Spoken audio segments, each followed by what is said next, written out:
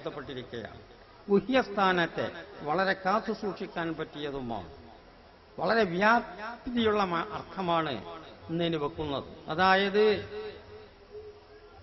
സകല വലിയ വലിയ സോക്കടുകൾ, എയ്ഡ്സ് പോലത്തെ സോക്കടുകൾ, അതൊക്കെ ലൈംഗിക അരാജകത്വം കൊണ്ടാ വരുന്നത് എന്ന് സ്ഥിരീകരിച്ചിരിക്കുകയാണ്. അതിലേക്കൊക്കെ വെളിച്ചം വീശിക്കൊണ്ട് മഹാനായ നബി കരീം സല്ലല്ലാഹു അലൈഹി വസല്ലം 1400 കൊല്ലം മുമ്പ് പറഞ്ഞു, അഹ്സനുലിൽ ഫർജി, എന്റെ ഗുഹ്യസ്ഥാനം വളരെ സംരക്ഷിക്കാൻ പറ്റിയതുമാണത്. അപ്പം ആരോഗ്യ സംരക്ഷണം നിക്കാഹിന്റെ രണ്ടാം ഉദ്ദേശം. പിന്നെ ആനന്ദം, ഒരു ആനന്ദവും കാര്യമുണ്ടെങ്കിലും അത് മൂന്നാം ഉദ്ദേശം. ഇങ്ങനെയാണ് മഹാന്മാർ വിശദീകരിക്കുന്നത്. ഈ ഒന്നും രണ്ടും ഉദ്ദേശം സഫലീകരിക്കപ്പെടാൻ വേണ്ടി ഇതുമായിട്ട് റബ്ബ് അവന്റെ ഹിക്മത്ത് കൊണ്ട് ഒരു ആനന്ദം ടച്ച് ചെയ്തതാണ്. ആനന്ദം നിക്കാഹിന്റെ മെയിൻ ഉദ്ദേശമല്ല.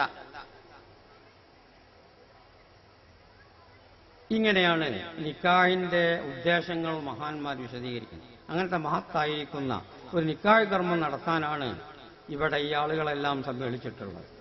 അപ്പൊ ഇവിടെ നടത്തപ്പെടുന്ന ഈ നിക്കാഹിൽ അല്ലാഹു തആല ഖൈറും ബർക്കത്തുമൊക്കെ അവർക്ക് ചൊരിച്ചു കൊടുക്കട്ടെ. അവർക്കുള്ള ആ നിക്കാഹിൽ അല്ലാഹു തആല സാലിഹായ സന്താനങ്ങളെ എല്ലാ നിക്കാഹിന്റെ ഉടമകൾക്കും അല്ലാഹു തആല പ്രദാനം ചെയ്യട്ടെ.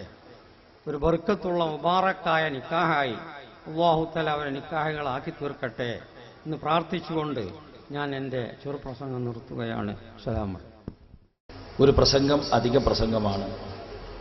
ആദരണീയനായ തങ്ങളും പണ്ഡിത ഉപദേശം ബഹുമാനപ്പെട്ട സൈനുദ്ദീൻ ഉസ്താദ് അവറുകളും നൽകിക്കഴിഞ്ഞു. ഒരുപാട് വർഷം മുമ്പേ കേട്ടുകൊണ്ടിരിക്കുന്ന പ്രദേശമാണ് പാവപ്പെട്ട പെൺകുട്ടികളെ കെട്ടിക്കുന്ന കാര്യത്തിൽ മില്ലുമുക്ക്. അത് വീണ്ടും ഇത്തവണ ആരംഭിച്ചിരിക്കുകയാണ്. നേരത്തെ സൈനുദ്ദീൻ ഉസ്താദ് പറഞ്ഞതുപോലെ അതിനുവേണ്ടി സഹായിച്ച ധനികർക്ക് റസൂലുള്ളാഹി സ്വല്ലല്ലാഹു അലൈഹി വസല്ലം സ്വർഗത്തിൽ ഇടം കിട്ടും എന്ന് പറഞ്ഞതിൽ അള്ളാഹു ഉൾപ്പെടുത്തുമാറാവട്ടെ. അതിനുവേണ്ടി പ്രവർത്തിച്ച സാധാരണക്കാരായ പാവപ്പെട്ടവരായ ആളുകൾക്ക്, അതിനുവേണ്ടി ശ്രമം നടത്തിയവർക്ക്, അതുപോലെ ഫക്കീറന്മാരായ വിഭാഗത്തിൽ സ്വർഗം ലഭിക്കുന്ന വിധത്തിൽ അള്ളാഹു ഉൾപ്പെടുത്തുമാറാവട്ടെ എന്ന് പ്രാർത്ഥിക്കുകയാണ്. ഇനിയും ഇത് അനുസ്യൂതം തുടരാൻ പേര് പറയാതെ പലരും ദത്തെടുത്തവരുണ്ട് എന്ന് സംഘാടകർ ഞാൻ മനസ്സിലാക്കും. ഇത്തരം വേദികളിൽ പങ്കെടുക്കുമ്പോൾ നമുക്ക് ചെയ്യാനുള്ള ഒരേ ഒരു കാര്യം, ഇത്തരം കാര്യങ്ങൾ സഹകരിക്കുന്നതോടൊപ്പം തന്റെ ജീവിതത്തിലും ഒരു നല്ല കാര്യം ഇതുപോലെ ചെയ്യാൻ കഴിഞ്ഞെങ്കിൽ എന്ന ചിന്ത നമ്മൾ ഓരോരുത്തരിലും ഉണ്ടാകണം. നമ്മുടെ നാട്ടിലും നാട്ടാരിലും പോയി ഇതുപോലെ നല്ല നല്ല പ്രവർത്തനങ്ങൾ ചെയ്തുകൊണ്ട് നമ്മുടെ ജീവിതം ധന്യമാക്കാൻ ഈ സംഭവവും ഈ പ്രവർത്തനവും നമുക്ക് നിമിത്തമായി തീരട്ടെ.